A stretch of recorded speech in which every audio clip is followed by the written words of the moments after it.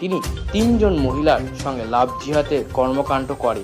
যখন তৃতীয়বারে সেই মহিলা বুঝতে পারে তখন তারা বজরং দলের সহায়তা নেয়।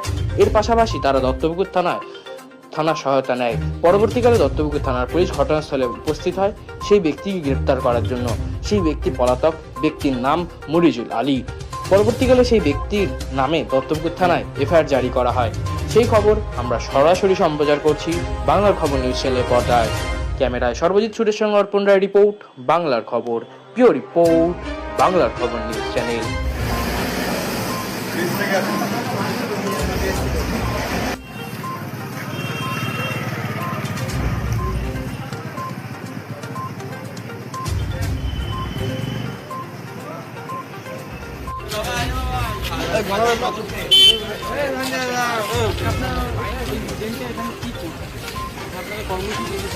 আমাদের তো কর্মসূচি বলতে কিছু থাকে না। তো আমাদের কাছে যে মেন ব্যাপারটা ছিল এই যে লাভ জিহাদের যে র্যাকেটটা চলছে পুরো ভারতবর্ষ জুড়ে তথা পশ্চিমবঙ্গে।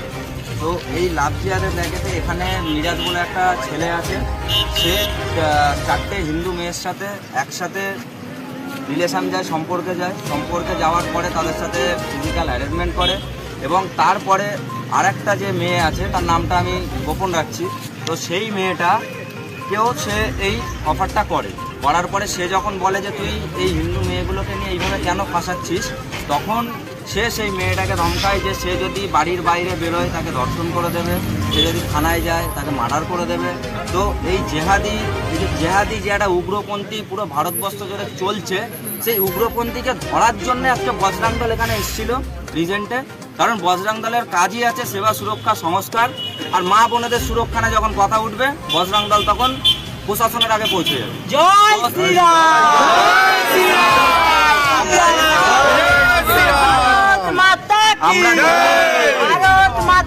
আমরা যেহেতু রাষ্ট্রবাদী সংগঠন, আমরা ট্রেন বাস জ্বালানো সংগঠন না, আমরা রাষ্ট্রবাদী সংগঠন, যার কারণে আমরা প্রশাসনকে ডাকি এবং প্রশাসনকে ডেকে আমরা যৌথভাবে এই অপারেশনটা করি। আজকে আমরা দেখলাম বারাসাত থানার তরফ থেকে আসা হলো, সেখানে তারা কি বলল? বারাসাত থানা থেকে এখানে কেউ আসেনি, এটা দত্তপুকুর থানার আন্ডারে পড়ছে। তারা এসে এখানে যা ডকুমেন্টস থেকে শুরু করে যা যা করার, যা যা ক্রাইটেরিয়া আছে, যা যা ধারাগুলো সেগুলো তারা দিয়ে তারা তাদের মতো এফআইআর করবে। আমরাও থানায় যাচ্ছি এখন, ওখানে গিয়ে আমরাও এফআইআর লঞ্চ করব। তারপরে প্রশাসনের মতো ব্যবস্থা নেবে। প্রশাসন যদি ব্যবস্থা না দেয় তখন বজরং দল আছে। আর বজরং দল ব্যবস্থা মানে বজরং দলের ব্যবস্থা মানে হচ্ছে অ্যান্টিবায়োটিক।